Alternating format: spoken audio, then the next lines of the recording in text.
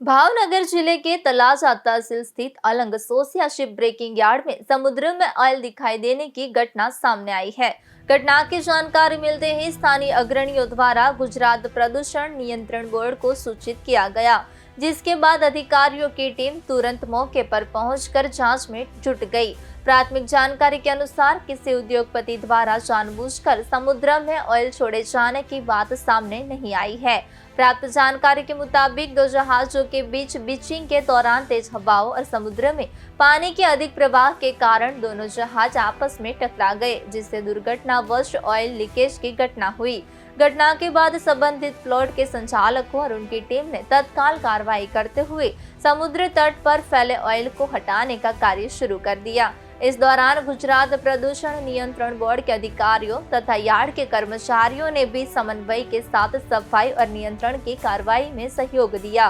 स्थानीय अग्रणियों के अनुसार जिस प्लॉट में यह घटना हुई है, उसके मालिक पर्यावरण संरक्षण तथा सामाजिक गतिविधियों में हमेशा सक्रिय रूप से भाग लेते रहे हैं। सुखदेव सिंह गोहिल सोसिया ताजेतरमा अलंग शिप ब्रेकिंग यार्ड खाते एक दरियाની અંદર મોટા પ્રમાણમાં ઓઇલ આવી જવાની જાણકારી અમને મળી હતી। ત્યારબાદ અમે ગુજરાત પ્રદૂષણ બોર્ડને રજૂઆત કરતા તેની ટીમ પણ ત્યાં સ્થળ ઉપર પહોંચી ગઈ હતી અને અમને જાણવા મળ્યા મુજબ આ કોઈ એક આકસ્મિક બનાવ હતો અને એક શિપ બીજા શિપ સાથે ટક્કર થવાના કારણે દરિયાઈ પવન હોવાથી દરિયાની અંદર પાણીનો કરંટ હોવાથી આ બે શિપના ટકરાવવાથી ઓઇલ દરિયાની અંદર ઠલવાયું હતું એવું અમને જાણવા મળ્યું હતું। ત્યાર પછી અમે જે તે ઉદ્યોગપતિને પણ આ બાબતમાં જાણ કરતા એની તમામ ટીમ વધુને વધુ વિસ્તારમાં ફરી ગામડાઓ ફરી અને દરિયાઈ પટ્ટીમાં એ જેટલું બને એટલું ઓઇલ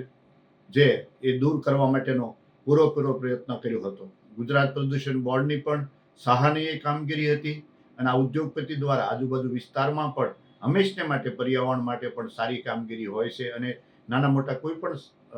પ્રવૃત્તિ હોય તો એનો પણ એમાં હંમેશને માટે સહયોગ રહ્યો છે। હાલમાં પણ અલંગ શિપ બ્રેકિંગ યાર્ડ એક ગ્રીન પ્લોટમાં આ પ્લોટ પણ ગ્રીન છે અને બીજા પણ પ્લોટો ગ્રીન બની રહ્યા છે। એટલે આપણે બધા સાથે મળી અને એક આકસ્મિક બનાવ હતો એમ અને ભવિષ્યમાં આવો કોઈ આકસ્મિક બનાવ ન બને એવું ગુજરાત પ્રદૂષણ બોર્ડ અને ગુજરાત મેરીટાઈમ બોર્ડ પણ આ બાબતે તકેદારીના પગલાં લે એવી અમારી અપીલ છે અને આજુબાજુના સરપંચશ્રીઓ યુવાનો અને પર્યાવરણ પ્રેમીઓએ પણ આ એક આકસ્મિક બનાવમાં બધા સાથે મળી અને આપણા પર્યાવરણને સુંદર બનાવી અને બધાને સહયોગ આપી અને આગામી દિવસે ચોમાસું આવી રહ્યું છે અને વધુને વધુ વૃક્ષો વાવી આપણે અલંગને અને સોસિયા યાર્ડને ફરી વખત પાછું હરિયાળું બનાવીએ અને ગ્રીન પ્લોટ વધુને વધુ બને અને આપણા વિસ્તારનો વિકાસ થાય એવું સૌને અપીલ કરીએ છીએ અને આવા સમયે બધા સાથે મળી અને વધુ પર્યાવરણને નુકસાન ન થાય એવા પ્રયત્નો કરીએ અને પર્યાવરણ માટેની જાગૃતિ લાવીએ તેવી મારી અપીલ છે। જય હિન્દ, જય ભારત।